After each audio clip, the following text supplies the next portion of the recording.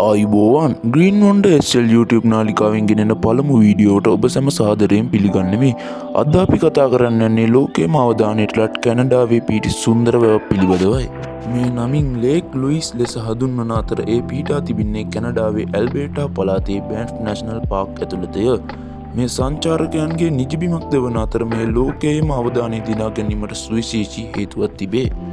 එනම් මෙම වැවේ ඇත්තේ සාමාන්‍ය වැව්වල ඇති වර්ණයක් නම් නොවේ. මෙම වැවේ පාට නීල හරිත වර්ණයෙන් දිලිසෙන හරි අපූරු වැවකි. මෙම වැවේ වර්ණය සම්බන්ධයෙන් බොහෝ මත පැවතුන අතර එයින් වඩා ජනප්‍රිය මතය වූයේ මෙම වැවට නීල හරිත වර්ණය ලැබුණේ විශේෂිත මායාවකින් බව ප්‍රකාශ කළ දවසේ පටන්ය.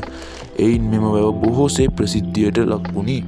නමුත් විද්‍යාඥයන් විසින් සිදු කරන ලද පරීක්ෂණයකදී හෙළිදරව් වූයේ වැව වටේට ඇති කණු අතර ග්ලැසියර් ඇති බවත් එම ග්ලැසියර් ජලය සමග මිශ්‍ර වී කුඩා පාෂාණ කැබලි සමග වැවේ සාමාන්‍ය ජලයට එකතු වී නීල හරිත වර්ණයට හැරෙන බව විද්‍යාඥයන් විසින් ප්‍රකාශ කරන ලදී. එයින් මිත්‍යා මත සියල්ල දුරුවීමෙන් කැනඩාවේ ඇති මායාවද සුන් වී ගියේය. අදටත් ලෝකයේ අවධානය දිනාගත් නීල හරිත වර්ණ ජලයෙන් යුත් ලේක් ලුයිස් වැව නැරඹීම සඳහා දෙස් විදෙස් සංචාරකයන් මැලි වන්නේද නැත.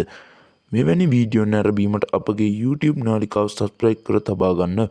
ඔබට සුබ දවසක්.